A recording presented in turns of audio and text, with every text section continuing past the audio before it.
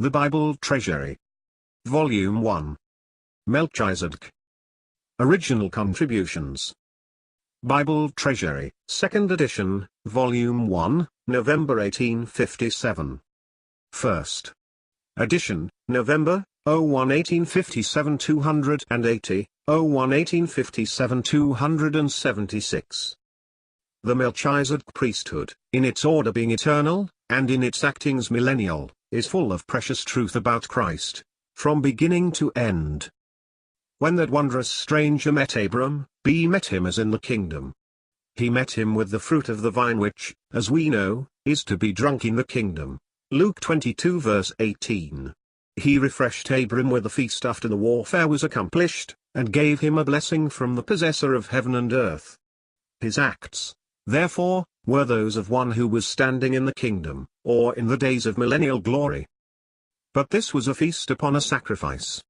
It was brought forth by a priest, and such a priest as had already secured or dispensed righteousness and peace, as his name and royalty signified, and this he was, and this he had done. I speak of him only as a type of the true priest, while still hidden in his temple, ere he met Abram. He had then dispensed such provisions as a needy sinner wanted. He was now dispensing what a weary conqueror after the toil of battle wanted. It had been already righteousness and peace, and now it was bread and wine, and blessing from the possessor of heaven and earth. Genesis 14 lets us know this, but does not carry us farther back than this. It shows us the feast of the kingdom after the warfare, and it intimates that such a feast had been preceded by the exercise of an efficacious priesthood. Hebrews 7 resumes the mystery, affirming this suggestion of a previous efficacious priesthood, and then instructing us in the character of the sacrifice which that priesthood used, and in which all its efficacy rested. But this is addition of a truly profound and wondrous kind. Melchizedek, in Genesis 14, appears at once and abruptly, without any record of himself, in his parentage or ordination. The Spirit, in Hebrews 7 uses this as an intimation of the person of the true Melchizedek. But it is a very faint one, justly so in so early a time as the days of Abraham. But still, this is enough to make Melchizedek an image of the Son of God, in whom is the power of an endless life. Thus there is intimation of the person of this priestly king in Genesis 14. But there was no intimation there, that it would be himself whom the royal priest, the true Melchizedek, would offer up. There was no hint, whatever, of this, and yet, it is on this that the efficaciousness of the priesthood altogether depends, a truth which the Epistle to the Hebrews largely and distinctly teaches.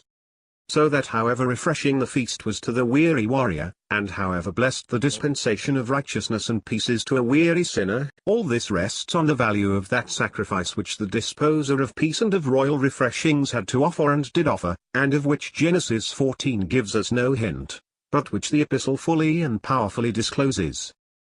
Himself was the sacrifice, as this epistle again and again tells us. See Hebrews 1 verse 3, Hebrews 7 verse 27, Hebrews 9 verses 14 and 26, and this was the sacrifice that entitled the priest to dispense righteousness and peace, and then to spread a feast for the heir of the promise, when the kingdom had come, and the warfare was accomplished.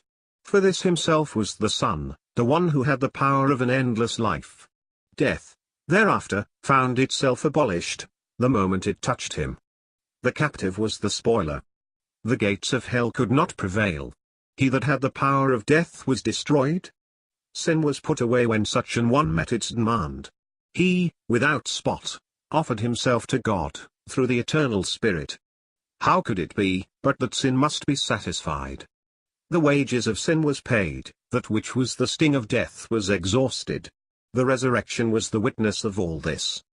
The altar is thus revealed in this epistle, and only here. Genesis 14 had given us no sight of it.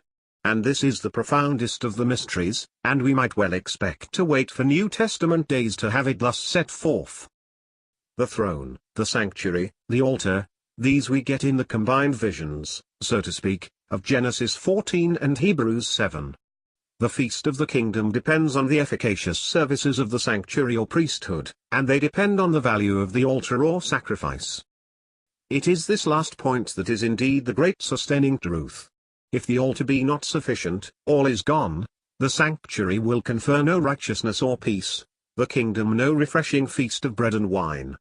But the altar is gloriously displayed in this epistle. Life is contemplated here, as being in Jesus, but it is life on the other side of death, and therefore the sacrifice or the death is proved to have been equal to its business of putting away sin, which is the sting or occasion of death. Jesus is displayed as one who, having gone down under the penalty, could rise up from thence in victory.